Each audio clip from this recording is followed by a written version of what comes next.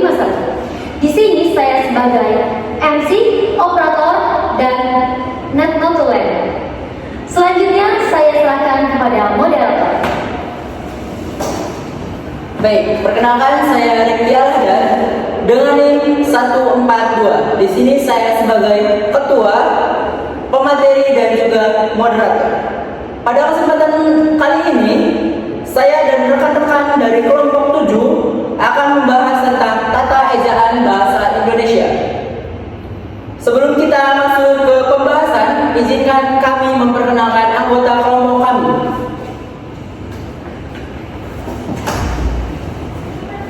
Perkenalkan, nama saya Nika Dianyasmi dengan NIM 147. Di sini saya sebagai presentator serta pencari materi.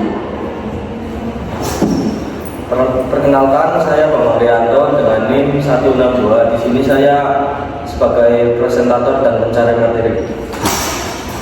Baik, perkenalkan saya Talia Aulia Putri dengan NIM 171. Di sini saya sebagai editor, pencari materi dan presentator. Saya mahasiswa Tabu Lebih dengan NIM 172 sebagai presentator dan pencari materi. Oke, adapun topik yang akan kami bahas mencakup beberapa poin utama, yaitu pengertian tata ejaan bahasa Indonesia, sejarah perkembangan tata ejaan bahasa Indonesia, komponen utama tata ejaan bahasa Indonesia, dan perubahan utama tata ejaan bahasa Indonesia. Setelah penyampaian materi akan ada diskusi atau tanya jawab. Jadi teman-teman dipersilakan untuk mencatat pertanyaan yang ingin diajukan. Mari kita memasuki presentasi. Presentasi yang pertama akan disampaikan oleh Talia Aulia Putri dengan materi pengertian ejaan bahasa Indonesia. Baik, kita memasuki yang pertama yaitu pengertian. Untuk kelompok kami mengambil dari 3 sumber pengertian. Yang pertama ada dari Kamus Besar Bahasa Indonesia atau yang lebih sering kita kenal atau dengar sebagai KBBI. Dalam KBBI, ejaan adalah kaidah cara menggambarkan bunyi-bunyi, kata, kalimat dan sebagainya dalam bentuk tulisan, huruf-huruf serta penggunaan tanda baca.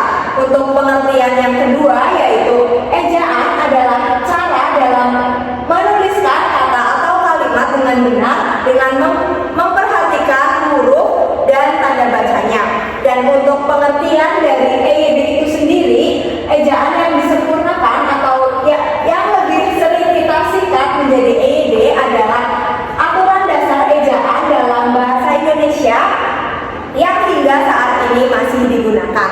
Sekian pengertian dari kelompok kami. Saya kembalikan ke moderator. Oke, selanjutnya pemateri yang kedua yaitu sejarah perkembangan tata ejaan bahasa Indonesia yang akan dibawakan oleh pemateri Bambang Rianto. Baik, materi kali ini membahas sejarah tata ejaan bahasa Indonesia. Yang pertama, Van Opposition 1901 sampai 1947. Ejaan awal masih dipengaruhi Belanda. Contoh OE untuk U, jadi guru.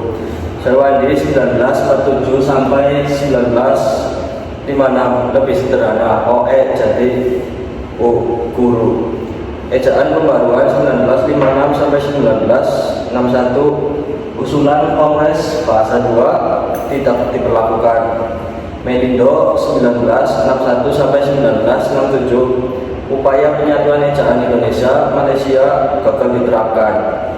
LBK 1967 sampai 1972, rencana pembaruan tidak resmi berlaku.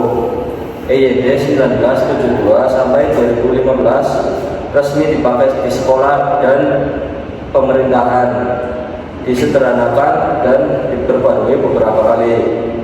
EB 2015 sampai sekarang mengikuti perkembangan zaman, aturan kapitalisasi kata serapan dihitung disempurnakan. Baik, terima kasih. Saya serahkan kepada moderator. Oke, selanjutnya untuk materi yang ketiga yaitu perubahan terbaru tata ejaan bahasa Indonesia akan saya bawakan sendiri.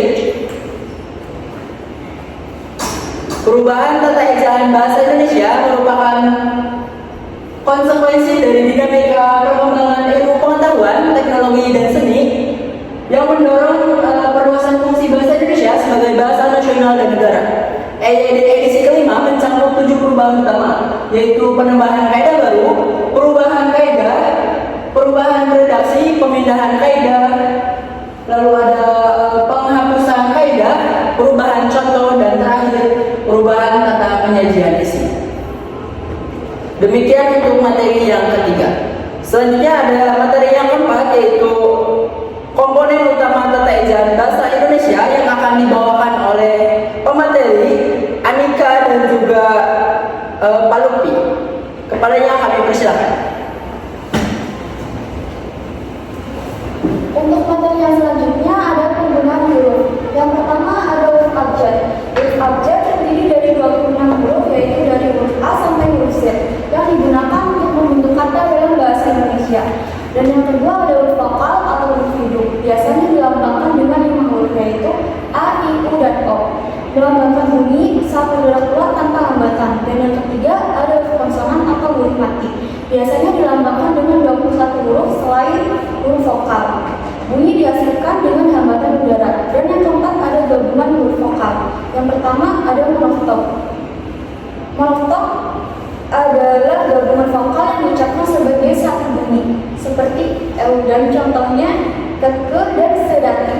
Dan yang kedua ada diftong, gabungan huruf vokal dalam satu suku kata, seperti ai, au, ei, dan oi. Contohnya sungai, danau, survei, dan boykot.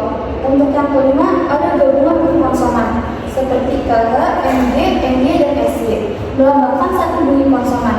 Contohnya ada khusus, bangun, nyata, dan syarat. Dan yang keenam ada huruf kapital. Huruf kapital biasanya digunakan untuk awal kalimat, nama orang, nama tempat, gelar, agama, bahasa, bulan, tahun, dan peristiwa sejarah. Berfungsi memperjelas makna dan memberi penekanan. Yang ketujuh ada huruf miring. Digunakan sebagai judul buku, film, lagu, acara TV, seminar, lakon, media massa, bahasa asing atau daerah, dan sebagai penegasan huruf. Yang kedelapan ada huruf tebal. Huruf tebal biasanya digunakan untuk menegaskan bagian penting dalam tulisan seperti judul bab dan subbab. Selanjutnya, penulisan kata. Yang pertama, kata dasar. Kata dasar merupakan kata yang dibentuk asli tanpa hubungan apapun. Yang kedua, kata turunan. Kata turunan terbentuk dari imbuhan, gabungan, dan pengulangan kata. Yang ketiga, pengumpulan kata. Dilakukan sesuai suku kata saat pergantian baris. Yang keempat, kata depan. Kata depan di, ke, dan dari ditulis terpisah dari kata yang mengikutinya. Yang kelima, ada partikel seperti lah, kah, pun, dan tak ditulis sesuai aturan. Yang keenam, singkatan dan akronim. Penulisan disesuaikan dengan jenis dan kepanjangan kata. Yang ketujuh, angka dan pembilangan. Penulisan angka mengikuti konteks dan aturan baku. Yang kedelapan, kata ganti. Kata ganti ku, kau, mu, dan ya ditulis sesuai posisi dalam kalimat. Kemudian yang terakhir, kata sandang. Kata sandang si dan sang digunakan untuk menyebut tokoh atau karakter tertentu. Selanjutnya, terdapat 15 penggunaan kata. Penggunaan tanda baca. Yang pertama, titik, koma, titik dua, tanda hubung, tanda pisah, tanda tanya, tanda seru, tanda petik, tanda tunggal, petik tunggal, tanda kurung, kurung siku, garis miring, dan yang terakhir adalah apostrof.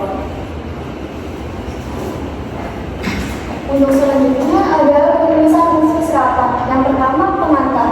Penyerapan kata asing dilakukan sesuai kaidah dalam bahasa Indonesia. Dan yang kedua ada serapan umum. Kata yang sudah lazim digunakan dan disesuaikan ejaannya. Dan yang ketiga serapan khusus. Kata teknis atau ilmiah yang diserap dengan penyesuaian tertentu.